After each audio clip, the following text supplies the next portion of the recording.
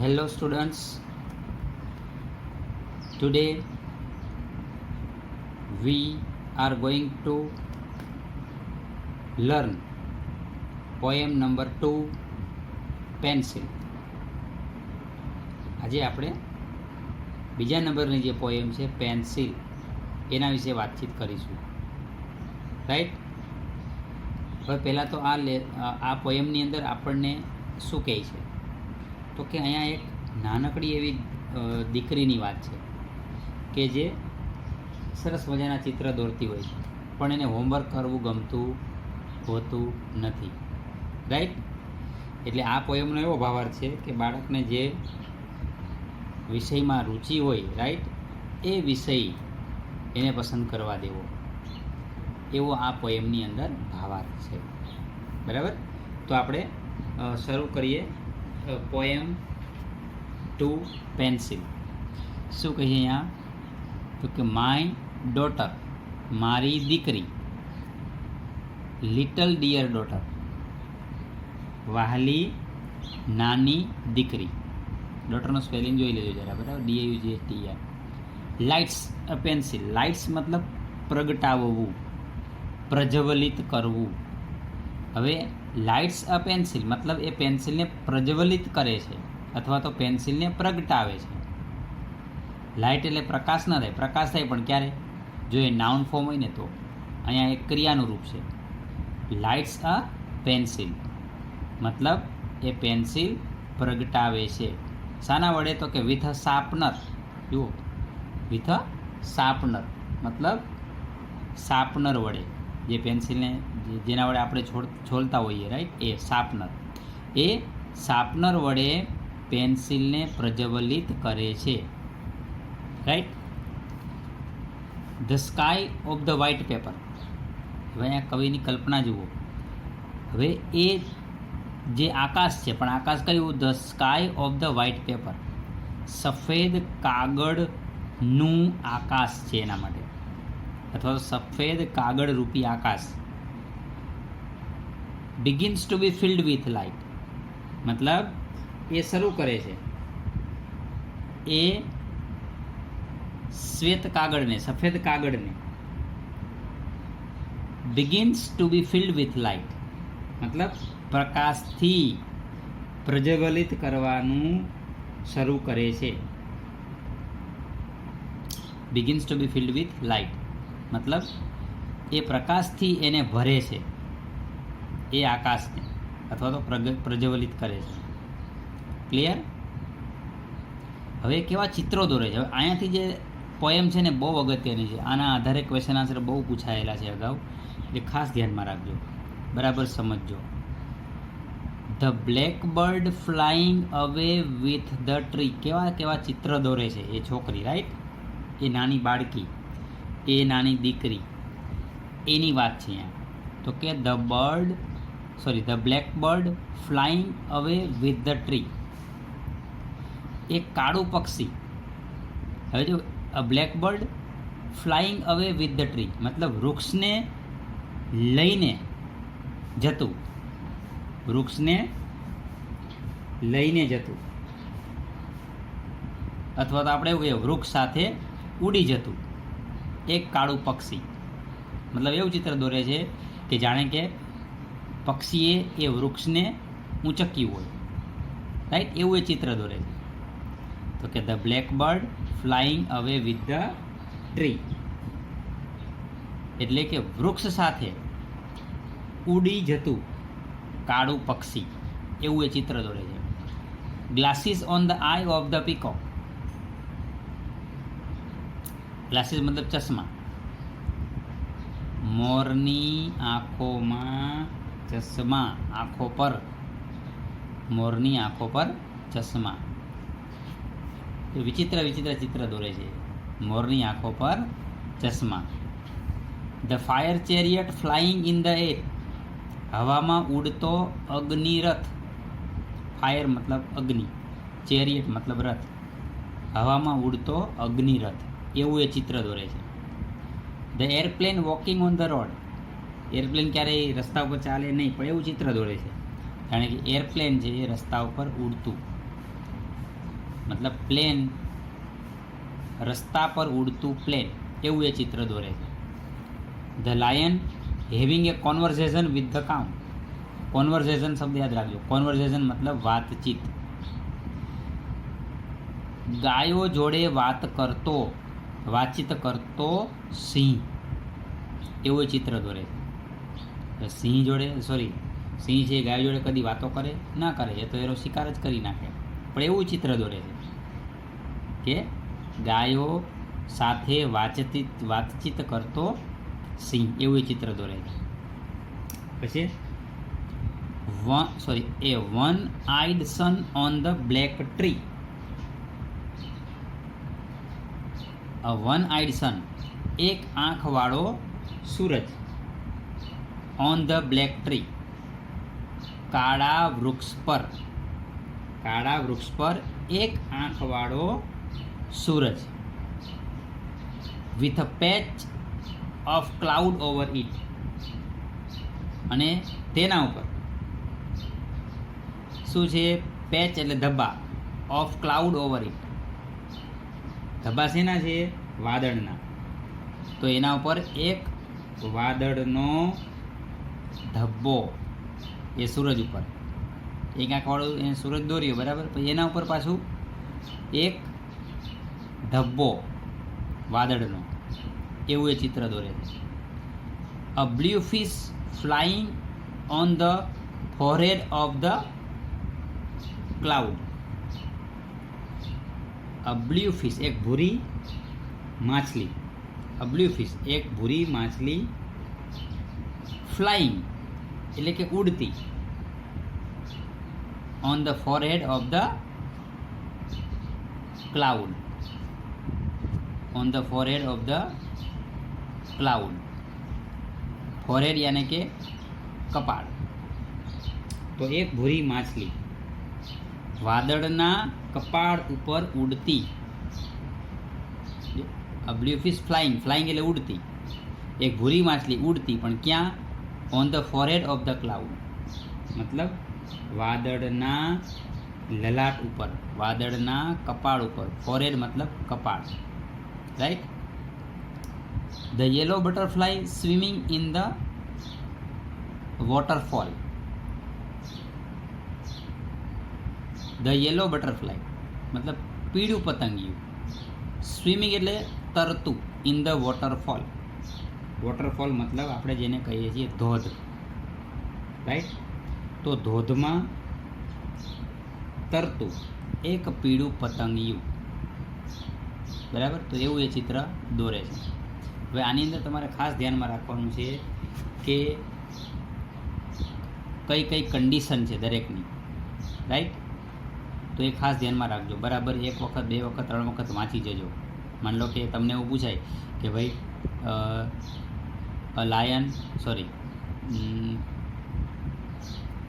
The airplane walking on the road, true or false. તમને airplane થોડું road ઉપર ચાલે, એ તો ઉડે, એટલે આપણે શું કરી નાખીએ? ફોલ્સ કરી નાખીએ. એટલે આપણે પોયમના આધારે એના જવાબ લખવાના હોય છે, બરાબર. એટલે અહીંયાથી જે છે ને, ક્યાંથી? Glasses on the peacock, the black bird, અહીંયાથી માંડી અને આટલું આ ખાસ તૈયાર કરવાનું છે, વાંચી જવાનું છે, બરાબર. ઓકે, આગળ. માય ડાર્લિંગ ડોટર, મારી વહાલી દીકરી. ડાર્લિંગ મતલબ વહાલી. ઇન હર એક્સ્ટસી, આ શબ્દ યાદ રાખજો. ACSTASY. એક્સ્ટસી મતલબ અતિશય આનંદ, અતિ આનંદ. આનંદની કોઈ સીમા ના હોય, એને કહેવાય એક્સ્ટસી. મારી વહાલી દીકરી તેના અતિ આનંદની અંદર, અતિ આનંદમાં. Is busy drawing strange pictures. જો વિચિત્ર પ્રકારના ચિત્રો દોરવામાં એ વ્યસ્ત છે. મારી વહાલી દીકરી અતિ ઉત્સાહમાં, અતિ આનંદમાં વિચિત્ર પ્રકારના ચિત્રો દોરવામાં વ્યસ્ત છે. પણ van the school master gives her homework, પણ જ્યારે એને એના શાળાના શિક્ષક એને ગૃહકાર્ય આપે છે. But when the school master gives her homework, પણ જ્યારે શાળાના શિક્ષક એને હોમવર્ક આપે છે. My darling doll breaks the tip of the pencil. મારી વાલી જે ઢીંગલી છે મતલબ દીકરી એની, breaks the tip of the pencil in anger. ગુસ્સામાં જે અણી છે પેન્સિલની એને શું કરી નાખે છે? તોડી નાખે છે. Breaks the tip of the pencil in anger. ગુસ્સામાં એ એની અણી તોડી નાખે છે. And the candle of the pencil is extinguished. જો અને પેન્સિલની જે પેન્સિલ રૂપી જે મીણબત્તી છે, and the candle of the pencil મતલબ પેન્સિલની જે મીણબત્તી છે, રાઈટ, ઇઝ એક્સટિંગ્યુઇશ્ડ. આ શબ્દ યાદ રાખજો. એક્સટિંગ્યુઇશ્ડ મતલબ ઓલવાઈ જવું. એ ઓલવાઈ જાય છે. Only the smoke remains. અને માત્ર ને માત્ર શ્વેત કાગળમાં ઓનલી ધ સ્મોક રિમેન્સ, માત્ર ને માત્ર ધુમાડો રહે છે. ક્યાં? On the sky of the white paper. સફેદ કાગળ, કે જે આકાશરૂપી જે સફેદ કાગળ છે આપણે શરૂઆતમાં જોયું, એમાં માત્ર ને માત્ર ધુમાડો રહે છે. રાઈટ. તો આવી સરસ મજાની પોએમ છે. એના પોએટ હતા જયંત પરમાર. એટલે કહેવાનો મતલબ આમાં શું થાય છે કે માતા પિતાએ જે બાળકને જેમાં રસ છે, રાઈટ, એ જ કામ એને કરવા દેવું જોઈએ. આવો મતલબ થાય છે આ પોએમનો. રાઈટ. હવે આપણે એનું એક્સરસાઇઝ જોડે જોઈ લઈએ. એક્સરસાઇઝની અંદર આપણે જોઈએ એન્ટોનિમ્સ જોઈએ. કે તો આપણે અહીંયા C2 શરૂ કરીએ. C1ની બહુ જરૂરિયાત નથી. તો કે find out the antonyms of this from the poem. પોએમમાંથી તમારે એના વિરોધી શબ્દ શોધવાના છે. બરાબર. બ્લેક તો બધાને ફાવે જ. બ્લેક તો એનું ઓપોઝિટ શું થાય? એનો વિરોધી શું થાય? વ્હાઇટ. ડાર્કનેસ મતલબ અંધકાર. તો અંધકારનો ઓપોઝિટ શબ્દ આપણે લેસનમાં આવી ગયો. શું? લાઇટ. રાઈટ. એમ્પ્ટી. એમ્પ્ટી મતલબ ખાલી, ખાલી થયેલું. તો આપણે કહેવાનું છે ભરેલું. તો ફિલ્ડ. કિન્ડલ્ડ. કિન્ડલ્ડ મતલબ પ્રજ્વલિત કરેલું, પ્રકાશિત કરેલું. તો એનો ઓપોઝિટ થશે એક્સટિંગ્યુઇશ્ડ. એક્સટિંગ્યુઇશ્ડ મતલબ ઓલવેલું. ઓલવેલું આપણે છેલ્લે શબ્દ આવી ગયો ઓલવેલું. ડ્રાઉનિંગ. ડ્રાઉનિંગ મતલબ ડૂબેલું. તો સ્વિમિંગ, તરતું. રાઈટ. ટેક્સ મતલબ આપવું. ટેક્સ મતલબ લેવું. તો ગીવ એનો ઓપોઝિટ મતલબ થશે ગીવ, એટલે આપવું. રાઈટ. ક્યારેક તમને લોકોને પૂછી શકે. હવે સીધા આપણે આવી જઈએ છીએ C4. પેરેગ્રાફ પરથી ક્વેશ્ચન આન્સર, જે પોએમ ઉપરથી ક્વેશ્ચન આન્સર છે આપણે જોઈએ છીએ પછી. બરાબર. C4 મતલબ ખરા ખોટા. ખોટા હોય તો તમારે સાચા કહેવાના છે, પણ એવું એક્ઝામમાં આપણને પૂછાતું હોતું નથી. ચલો, ખરા ખોટા. એમાં પહેલો, the fish travels through the forehead of the cloud. મતલબ જે માછલી છે એ વાદળના કપાળ ઉપર થઈને મતલબ એ મુસાફરી કરે છે. તો સાચી વાત છે. The girl is busy શાર્પનિંગ Har pencil. જુઓ, છોકરી છે એ પેન્સિલની અણી કાઢવામાં વ્યસ્ત છે. તો સાચું કે ખોટું? દેખીતું આપણને સાચું લાગે, પણ હકીકતે બિઝી છે એ પેન્સિલની અણી કાઢવામાં વ્યસ્ત નથી, પણ શેમાં વ્યસ્ત છે? ચિત્રો દોરવામાં. રાઈટ. એટલે the girl is busy drawing strange pictures. Right. Next, the girl hates doing the homework given by the teacher. છોકરી છે એ જે શિક્ષક દ્વારા એને હોમવર્ક આપવામાં આવ્યું છે એ હોમવર્ક કરવાનું એ ધિક્કારે છે. તો બરાબર છે, સાચી વાત છે. એને હોમવર્ક કરવું ગમતું નથી. The airplane is flying through the clouds. The airplane is flying through the clouds મતલબ આપણે આ પોએમની અંદર એવું જોયું કે એરોપ્લેન છે એ ક્લાઉડમાંથી ઉડે છે, મતલબ વાદળમાં થઈને ઉડે છે નહીં. આ પોએમની અંદર તો આપણે શું જોયું છે કે airplane is walking on the road, right? એવું એ ચિત્ર બનાવે છે. એટલે the airplane is walking on the road. હવે આવું તમને પરીક્ષામાં પૂછાણું કે the airplane is flying through the air, true or false? તો આપણે સામાન્ય તો એવું જ લાગે ને, સાચું જ છે, કારણ કે એરોપ્લેન તો છે આ વાદળમાંથી થઈને જ ઉડે ને, રાઈટ? પણ આપણે પોએમને આધારે જવાબ દેવાનો છે, એટલે રોંગ. અથવા એવું પણ પૂછાય the airplane is walking on the road, તો આપણે એવું થાય કે ભાઈ એરપ્લેન જે થોડું કંઈ રસ્તા ઉપર ચાલે એટલે આપણે શું આપી દઈએ, એને રોંગ આપી દઈએ, બરાબર? એટલે ખાસ ધ્યાન રાખજો આ. તો the airplane is flying through the clouds, તો false. Next, 5th, the poet loves his daughter very much. કવિ છે એની દીકરીને ખૂબ ચાહે છે, તો કોઈ એમાં શંકા નથી, સાચું જ છે. દરેક મા બાપ એના દીકરીને કે દીકરાને ચાહતા જ હોય છે, રાઈટ? તો true. 6th, the lion is talking to the girl. સિંહ છે એ છોકરી જોડે વાતચીત કરે છે. છોકરી જોડે વાતચીત કરે છે નહીં, તેની જોડે વાતચીત કરે છે લાયન જોડે, સોરી ગાય જોડે. The lion is talking to the cows, right? The lion is talking to the cow. એ ગાય જોડે વાતચીત કરે છે. હવે આ પર ધ્યાન રાખવા જેવો શબ્દ છે, the lion is talking to the cow. True or false? તો ટ્રુ, રાઈટ? આગળ, ધ ગર્લ એન્જોયસ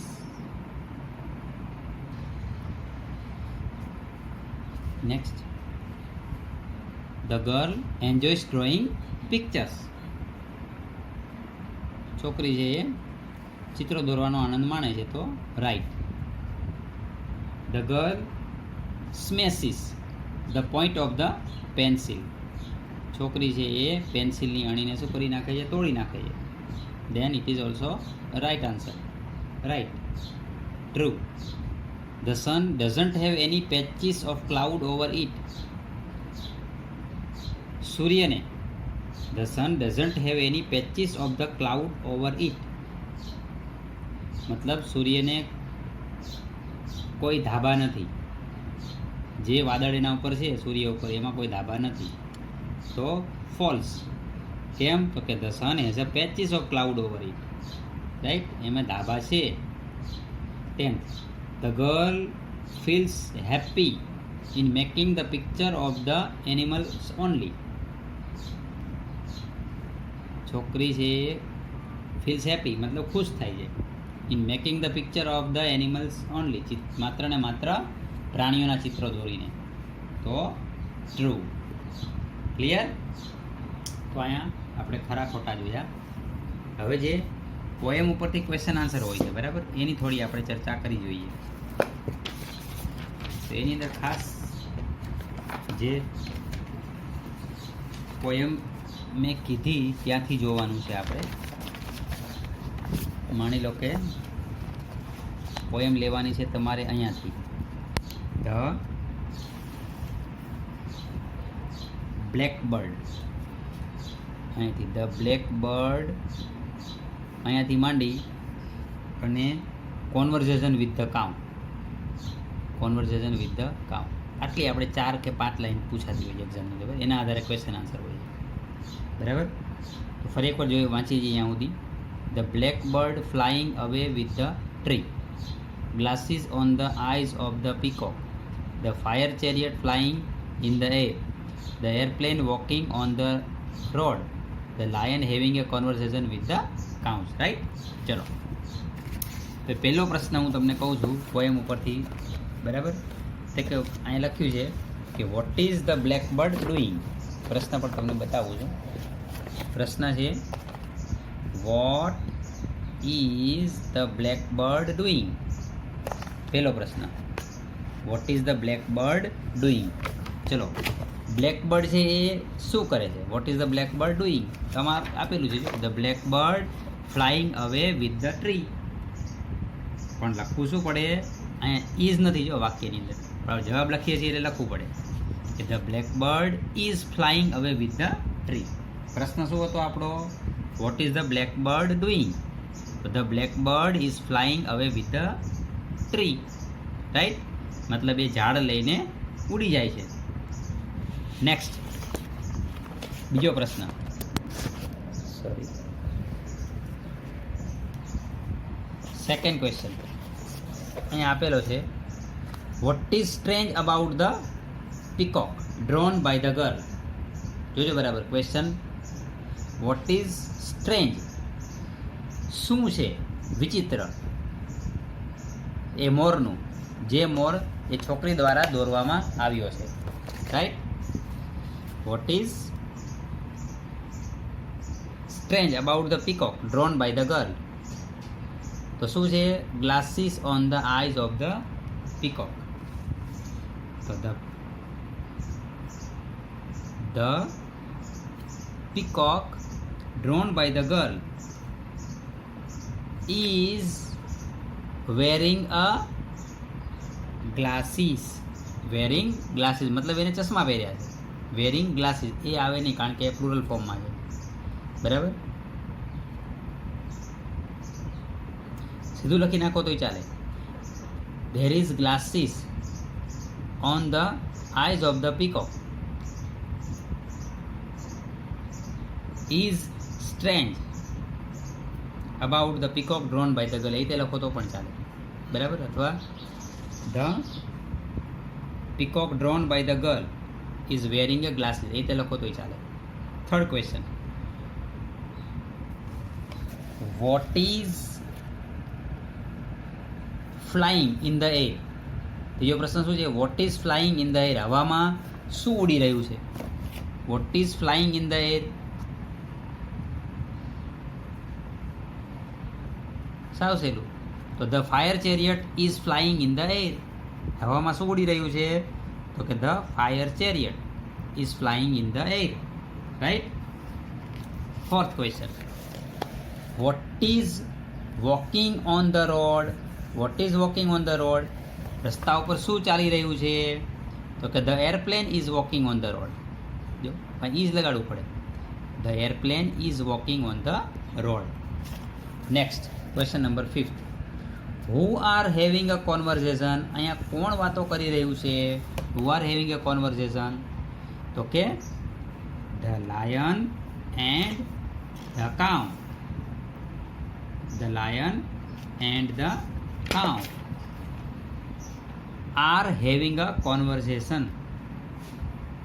એ લોકો જોડે અહીં વાતચીત થાય છે, રાઈટ? તો આવી રીતે તમને લોકોને પોયમ ઉપરથી ક્વેશ્ચન આન્સર પૂછાતા હોય છે, બરાબર? તો આ પોયમ છે એક વખત લખી જવી, એના સ્પેલિંગ પણ બરાબર જોવાના, બરાબર? અને બરાબર સમજવાની. મેં પહેલી પોયમમાં પણ તમને કીધેલું છે, વર્ડ ટુ વર્ડ આપણે એનું ટ્રાન્સલેશન ખબર હોવી જોઈએ, રાઈટ? તો ચલો આપણે આટલું રાખીએ છીએ. 2 પોયમ આપણે પૂરી કરી.